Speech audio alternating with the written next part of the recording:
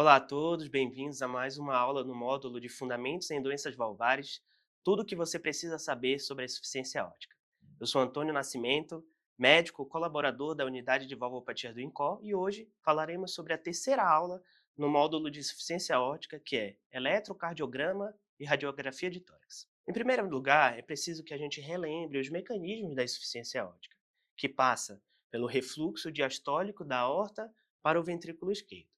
A partir desse mecanismo, a gente vai poder entender que acontece um aumento do volume diastólico final, com uma dilatação progressiva do ventrículo esquerdo, culminando com a hipertrofia excêntrica desse ventrículo esquerdo, com a formação dos miócitos em paralelo, e depois o aumento do volume sistólico total. O eletrocardiograma e a radiografia de tórax na insuficiência aórtica vão nos dar pistas quanto à cronicidade, se a gente vai estar diante de situações agudas ou crônicas, um grau de repercussão hemodinâmica dessa valvopatia e uma ideia da etiologia. É preciso que, quanto ao eletrocardiograma, a gente relembre a formação do eletrocardiograma, como ele se comporta de forma normal. Então, para a insuficiência aórtica, é importante que a gente foque na despolarização atrial, tendo em vista a duração e a amplitude, a própria amplitude da formação do complexo QRS e alterações da repolarização ventricular. No caso da insuficiência aórtica, nós vamos ver são sobrecargas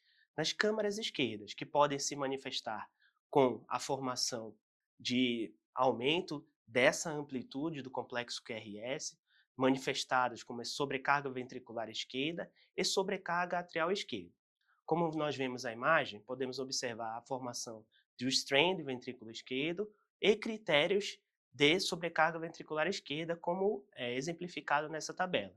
Nessa tabela, a gente pode observar o índice de Sokolov-Lyon, que é definido como o S de V1 mais o R de V5 ou V6 maior que 35 milímetros. É preciso entender também a duração e como se comporta a atividade atrial nesses casos.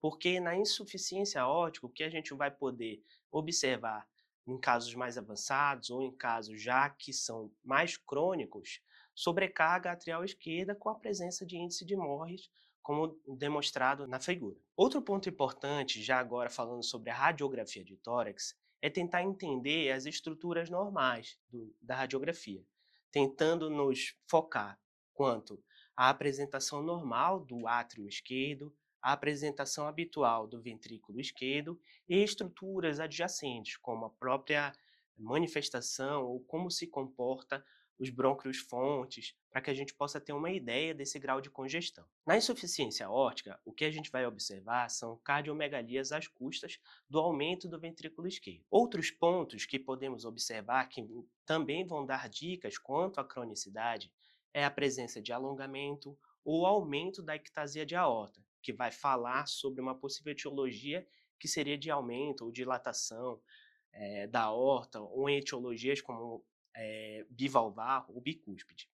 Outros pontos que podem ser observados é a formação do remodelamento crônico sem sinais tão evidentes de congestão. Como a gente pode observar, o que, que a gente vai tentar focar? O aumento do índice cardiotorácico, aumento de estruturas como do átrio esquerdo, que nós vamos poder ver mais à frente, com formação do duplo contorno ou sinal da bailarina, que é a elevação do brônquio fonte à esquerda. Como demonstrado nessa figura, a gente já consegue ver alterações que demonstram o aumento não só de câmaras como o ventrículo esquerdo, mas do própria sobrecarga atrial esquerda, que é demonstrado como sinal do duplo contorno e o sinal da bailarina, que é a elevação do tronco bronquiofonte à esquerda. Na radiografia de tórax, também, a gente vai poder ter uma dimensão ou tentar entender se a gente está diante de um quadro de cronicidade ou um quadro mais agudo.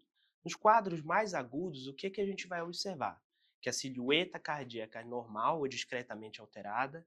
Podemos observar também alterações como o edema pulmonar e sinais de congestão ou mediastino alargado. Aqui a gente evidencia sinais de congestão evidentes nos casos de dissecção de aorta, por exemplo. Dessa forma, então, quanto à dinâmica da mecânica da insuficiência aórtica, a gente pode entender que é uma condição na apresentação crônica, é uma lesão de sobrecarga volumétrica ao ventrículo esquerdo.